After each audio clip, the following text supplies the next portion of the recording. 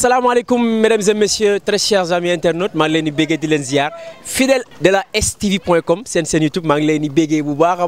baax tey nag ku gis fi ma taxaw xam ni maa ngi centre culturel régional de Louga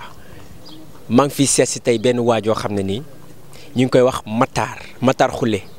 lii ngeen gis sama ginnaaw ak yeneen mooy ki nga xam ne nii moom moo koy defar tey ngeen di gis art tey ngeen di gis création. du ma guddal samay kàddu dañuy dugg léegi waxtaan ak moom ñu daal di tasaare comme d'habitude ni ma koy waxee ay ca ñu dem. Comme je vous l'avais dit tout à l'heure tey nag Looy Job seen émission Looy Job newoon naa leen fu nekk la ñuy dem képp koo xam ne yaa ngi yor sa job mu rafet nice ñëpp gis ko di ko bëgg dañ fay ñëw laaj la nooy jobee sa job du dëgg tey nag ñu ñëw seet si Matar Khoule maa ngi lay nuyu di la ziar. Mbol merci beaucoup ci visite bi ça me fait plaisir ça m'honore parce que li moom ku la yëg rek moo koy def jikki tëb jékki-jékki di ko seet si la nii defal ma bi émission bon ça fait plaisir vraiment je suis très content. C'est normal parce que dañoo gis ngay def lu doy waar muy art di def ay tableau te loolu ku dul esprit doo ko def boo amul benn xel bu sell bu set bi doo ko def ba nit ñi di ko xool di ko bëgg moo tax tey ñu ñëw wane li nga xam ne ni moom ngay def fii ci sa couloir nekk fii centre culturel régional de Louga du dëgg kan mooy Matar. En fait Matar c'est un pur produit lougatois. Je suis né ici, j'ai grandi ici, j'ai commencé mes études ici aussi bon et une partie à Dakar. Donc avec benn vécu artiste boo xam ne mën naa ne bon bu modeste parce que j'ai vécu comme les autres artistes j'ai fait pas mal de villes de Louga notamment Saint-Louis, Ziguinchor, Mbour, Dakar bon dëkk yooyu yëpp def naa ko et ci dëkk yooyu yëpp tamit jëlee naa fa ay expérience yu am importance. boole kook lu ma jàng à Louga du moins à l'école des beaux-arts c'est la somme de toutes ces expériences là que vous avez ici devant vous. Voilà dégg ngeen comme ni mu ko waxee il a fait benn présentation bu bref par rapport ak son parcours Matar ma bëggoon laa laaj lan mooy un artiste peintre. En fait un artiste peintre c'est un peu compliqué à définir vraiment parce que être artiste peintre c'est pas permis à n'importe qui donc dafa nekk benn métier boo xam ni dafa complexe dafa bëri lu mu laaj dafa nekk métier bu fiir boo xam ni boo ci xasee nekk pour nga réussir ci mënuloo ko boole ak leneen sinon tu vas traîner et puis dafa laaj tamit cursus bu gudd parfois boo amul fit wala amoo gëm-gëm la plupart du temps doo ci sori. La plupart du temps boo amul conviction ni man lii mooy sama objectif ci métier bii ma nekk nii doo ci sori parce que dafa bëri ay bas et très peu de haut maanaam su ma la ko mënee expliquer noonu c'est la galère da ngay galérer tu vas souffrir parce que da nga gis sa ay morom yoo xam ne yéen a màggandoo jàngandoo ñuy réaliser des trucs toi tu es toujours devant tes toiles mais bon. C'est la finalité qui est importante parce que dafa nekk métier boo xam ni dès ses débuts lu ne da nga ko daj mais plus nga ciy gën a yàgg plus nga ciy gëm am notoriété plus mu lay indil ay ouverture plus parce que déjà c'est une philosophie d'abord pour nga nekk un artiste il faudra être un philosophe en soi. Être un philosophe en soi maanaam chaque fois ci lépp looy gis dans la vie da nga ci am benn esprit critique benn analyse bu profonde ay analyse yu pertinente ngay am di ko développer dans tes toiles et moo tax sànq au commencement maanaam la c'est pas permis à n'importe qui du question flatté wu wala yii nii mais daf nekk métier boo xam ne du il s'agit pas nga dikk rek jël ay pinceau di tracer di rëdd nii rek. mais dafa am benn logique dafa am benn démarche dafa am lu mu laaj te loolu nag moom boo ko joxul ba mat tu vas pas y réussir. Exactement wax nga loolu te yaakaar naa ni leer na man su may gis comment dirais-je tableau art man je me dis est-ce que ki koy def du jinne parce que léeg-léeg nga xool benn tableau mu neex sa xol ba nga yëg loo xam ne nii c'est autre chose quoi loolu lan moo maanaam ci lan ngeen di inspiré wu pour jàllale yenn message yi à travers juste des dessins wala genre. En fait parfois c'est des dessins moom la nit ñi gis mais ça va au-delà du dessin parce que d'abord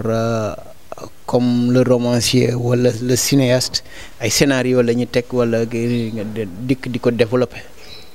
donc benn œuvre bu nekk maanaam du ma wax sax œuvre mais benn exposition bu nekk day mel ne benn livre bu nit ki di bind dafay am thème am commencement préface am conclusion am si xawma est-ce que tu me comprends wala. Ouais, je comprends. waaw léegi chaque tableau tamit day nekk benn thème benn partie livre bi donc benn chronologie la bu muy topp noonu benn suite de création et chaque fois que nga nekk ci chaque œuvre dafa am benn réflexion am lu mu laaj selon les jeux de couleurs les lignes et tout y a pas mal de paramètres parfois dessin wu artiste mën a wute ak dessin wu keneen parce que artiste bi buy dessin chaque ligne chaque contour am na ses objectifs c'est pas parce que day tracer nii rek benn visage humain wala benn paysage wala benn quelque chose comme ça loo xam ne quelque chose d'abstrait en fait mën na nekk abstraction ay lignes yoo xam ne illisible mais au fond de lui-même il est en train de vous raconter une histoire un vécu pas mal de choses voilà chaque fois c'est comme ça. Et kañ nga commencé def art.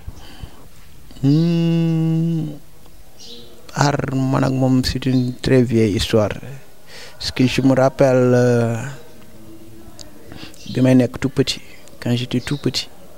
laa commencé en fait je me disais pas que ni artiste laa doon parce que je me rappelle benn jour benn grande sama koñ mu ne ma ba yow ba màggee artiste ngay doon ma ko yàlla tere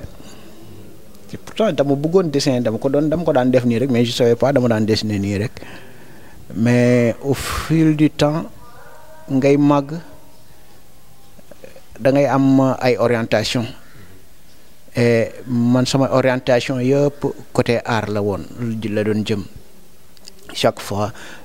surtout bi ma demee ba collège laa commencé di ak les crayons boobu ay crayons boobu il y avait pas les moyens jënd peinture yeeg genre yooyu noonu mais crayonnage yi je me rappelle éducation artistique dama ko defoon benn petit business pour vous dire classe yi ma nekk yëpp 6e ba 3e j'étais le meilleur dessinateur de la classe mais une fois là ma sam meilleure note parce que chaque fois je me concentrais ci cahier ñeneen ñi defaral leen seen dessin am ci benn 100 francs kooku comble noo dam fee ne man tamit ma am lu ma def ci poche bi moo daan tax la plupart du temps du ma am les meilleures notes parce que am boobu du woon dama xam nga rek affaire adolescent. Après bon parce que sama objectif c'était de devenir architecte bon bi may def sama BFEM dama opté woon série technique pour dem André Pétavin suivre sama wala lycée de la Fosse. Formation foofu la. Non parce que bon peut-être que sama ay notes yu baax en français et en anglais ñoo ma trahir ñu yóbbu ma série L. Là ma xool 3 mois laa def lycée Malick Sall ma gedd parce que je me sentais plus à l'aise ci lu may jàng li ma bëggoon a jàng li nekkoon sama xol dañ ma ko xañ def naa tout pour revenir au CMT continuer mais bon malheureusement ça n'a pas abouti. Formation art defoo formation wala nga am sa diplôme wala genre. Si puisque bi ma génnee école dama nekk à Saint-Louis di fréquenter des artistes là. Ils m'ont conseillé l'école des beaux-arts mais bon après j'ai quitté Saint-Louis bi ma dikkee pour vous dire lu yàlla di def génne woon naa ci sama xel ma nekk ci yeneen benn un bon jour rek laa toog dégg l'annonce à la radio et j'ai fait le concours je suis passé ma def sama formation foofu def 4 ans génn département environnement et depuis loolu maa ngi ci taxawuma maa ngi ci malgré les difficultés, malgré les charges familiales, malgré tout maa ngi ci daal découragé wu ma ci benn yoon tamit vraiment. En fait nekk artiste au Sénégal en général du nekk artiste plasticien rek, mais nekk artiste au Sénégal moo njëkk a metti parce que y en a qui te respectent, qui voient, mais y en a d'autres, ils te disent que pour ñoom métier artiste ay foola ay caaxaan la, da nga war a liggéey di da ngay gis nit sax mu soxla sa œuvre mu gis ko mu intéressé ko da koy bëgg, mais il te dit jamais ñaata nga ma koy jaayee. Chaque fois dañuy wax kañ nga may tableau, la plupart du temps même discours bi laay dégg kañ nga may tableau, alors que l'artiste dans son travail il utilise son intelligence, son savoir-faire et tout pour mettre ça représenter ko ci benn surface ni. Donc loolu dafa mérité, dafa am lu mu mérité, non pas que may ma ko wala kañ nga may defaral tableau quoi. C'est ça, man loolu rek moo ma xaw a métti fii nii, mais ça va quoi. au lieu ñu ñëw duñ jënd mais dañuy ñëw di la ñaan te man je vois en Europe maa ngi doon xool sànq benn interview ci benn waay buy def ay tableau, mais seen tableau yi dañu koy jaay ay 10 000 euros, ay 30 000 euros, 45 000 euros. Sénégal fii est-ce que mel na noonu quoi gars yi est-ce que fonkee nañ prix yooyu ak xam nañ valeur exactement tableau yi ngeen xam ni moom ngeen di travail ci seen moyen daal di koy représenter ci ay tableau genre. Effectivement c'est sûr que ni suñ tableau yi may defar fii nii su nekkoon en Europe ça va coûter au moins 10 fois ou 20 fois plus, mais bon yàlla moo xam li muy def. fii. Ça dépend fii nii Louga fàttaliku mu fu mu fi jaayee tableau am naa fi commandé nag parfois am ay nit yu ma ko commandé ne ma lii laa bëgg nga defaral ma ko ma defaral leen ko tableau nii mais quant à les prix wala yii nii fii buñ la waxee prix rek da ngay am envie gas ka am bu dugg si. prix yi fan la toll. Ça dépend. Man bu may soog a commencé je vendais des tableaux à 30 000 à 25 000 mais léegi sama tableau bu gën a tuuti je le vends pas à moins de 80 000 francs et pour te dire que ni fii y en a qui achètent des tableaux jusqu'à 2 millions 15 20 millions des œuvres qui coûtent ça. Donc je me dis que ni bon yoon la rek am na waru moon toog sax di la wax naan ay prix wala lii nii, mais bon parce que c'est pas le prix mais le produit moo am importance quoi, ak yow li ngay génnee li ngay dégager ci sa œuvre loolu moo am importance, mais quant à prix wala yii nii de toute façon ñu ngi ci liggéey et chaque fois que maa ngi constater que ni chaque année il y a plus d'évolution. Donc je vois que pour l'instant je vois positif quoi, je vois positif. Say produits yi nga xam ne moom ngay defar da nga koy limiter juste dans la région de Louga wala da nga koy étaler dans le Sénégal wala day nekk international. Un artiste d'abord un artiste on le définit comme des citoyens universels, même si c'est pas évident. Donc un artiste il est censé être n'importe où et n'importe quand à n'importe quel moment. Donc man sama œuvre amul limite, amul dëkkul fenn. Tey mën nga gis sama œuvre fii nii tey bu subaa un chinois jënd ko déwénee chinois boobu keneen mën na ko jënd ci moom mu de kon munoo xam fan la sa œuvre di mujjee wala yii nii su ma la waxee am na ay œuvre yoo xam ne Venezuela, États-Unis, France ak yeneen dëkk yooyu yëpp nit moo ko jënd fii Sénégal yóbbu ko foofu. sa tableau bi nga jaay mu gën a cher depuis bi nga nekkee Matar ak léegi ça tourne autour de combien. En fait baal ma tenir loolu secret rek. non mais il faut nga wax gars yi pour xamal leen ni que yow li ngay liggéey c'est de la qualité te nit ñi ngi koy gis di ko bëgg di ko yóbbu au niveau international te ñooñu aussi di ko apprécier parce que seen esprit ngeen di xalaat di def loo xam ne nii nit da koy gis am ci yëg-yëg boo xam ne nii c'est autre chose. waaw loolu c'est vrai mais bon non baal noonu mu sedd. non du ma bàyyi mu sedd fii moom émission Looy Job lépp day leer da nga maanaam on est venu là pour montrer aux gens que ni gars yi ñi ngi toog seen ruq di def loo xam ne ni lu pertinent loo xam ne am na ñoo xam ne sax nekkuñu fii ah li ngeen di def ñoom defuñu ko te pourtant ñi ngi leen dégg foo xam ne xëy na yéen dégguñu leen fa loolu aussi bëgg naa nga leeral ko waxal prix bi. c'est vrai mais xaaral rek bientôt ñaanal yàlla rek nga gis vente aux enchères bi à la télé. mais jox ma benn prix pas fixe mais bu xaw a jege loolu rek. wax naa la sànq dootuma jaay tableau à moins de 80 000 francs te tuddal naa la ay prix ba yooyu àgg ay 15-20 millions pourquoi pas un jour 100 millions ou parce que am na ay œuvres yoo xam ne on les vend à hauteur de milliards mi ngi mel ne jour nawetaan ak. est-ce que jot ngaa jël ay prix ak genre. En fait participer naa ci ay résidences am fa ay prix mais prix bi ma gën a marqué dans ma vie mais c'était en 2014 lors du semaine nationale de la jeunesse où j'ai été lauréat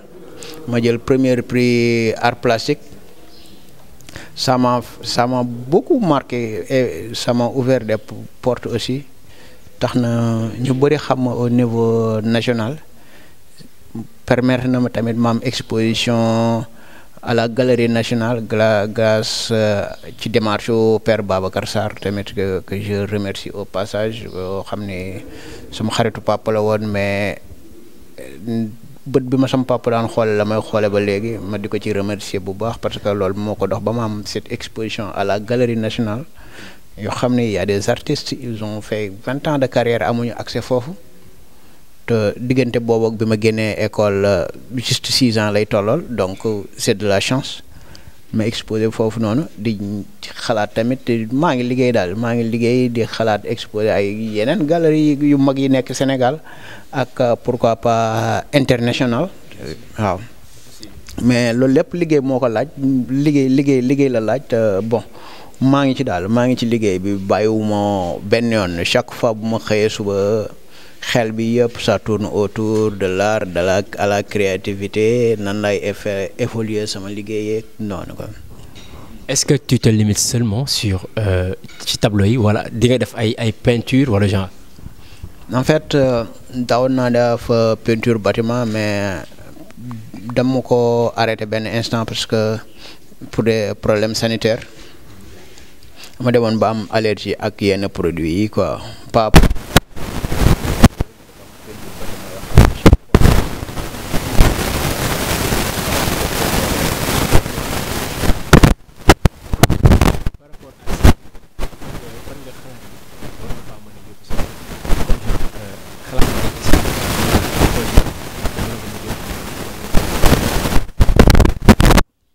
Objectif yi moom c'est clair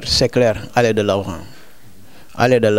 loolu rek mooy suñu objectif amuñu benn jiixi jaaxa wala sikki sàkk kañ fi gaa ñi dem daaw war nañ fa mën a àgg c'est sûr mën nañ ko dépasser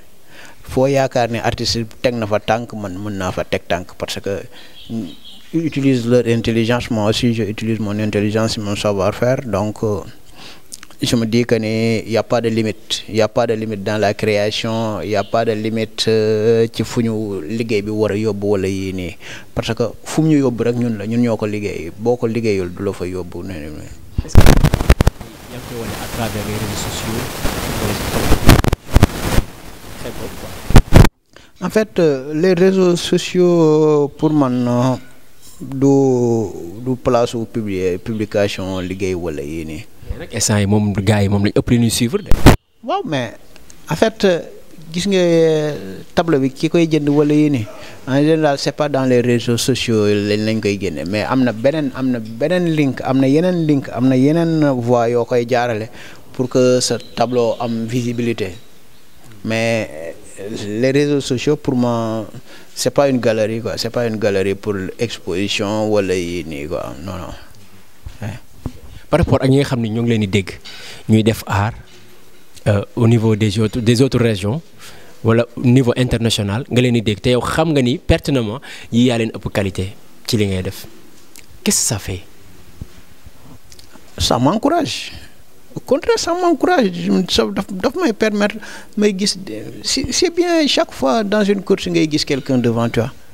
pour man ngay gis dans une course nga gis quelqu'un devant toi moo gën nga sentir que ni gars yaa ngi sa gannaaw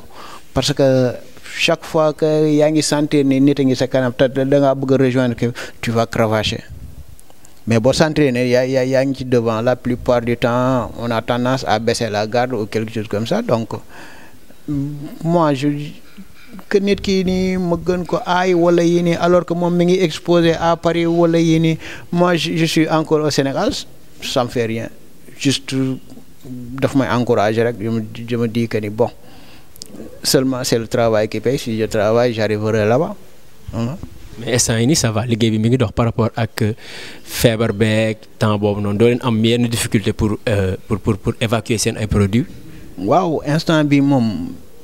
xam nga li ñuy wax naan ku njëkk a yuuxu rek da ngaa ragal mais parce que Covid bi moom ça n'épargne personne ah bàyyiwul kenn ñëpp la sooxeel seen liggéey bon je me dis que ni bon lu fi jaaroon na bis bu demam jotee mu dem après l'humanité continue à faire ses activités comme il le faisait donc je suis pas une exception dans la groupe lii dal ñëpp moom ma dal bon certes sama liggéey doxatul comme ni ma ko waree woon mais tamit. dematuma fenn presque rarement laay génn Louga mais ci pour man mbir bu ci nekk am na avantage ak inconvénient parce que ni ma confiné wu fii à Louga je bouge pratiquement plus ça me permet aussi de me retrouver di yokk sama créativité di gën a liggéey daas fanaanal et j'en profite aussi pour travailler avec des jeunes qui ont du talent ma partager ak ñoom sama savoir-faire li ma xam li ma mën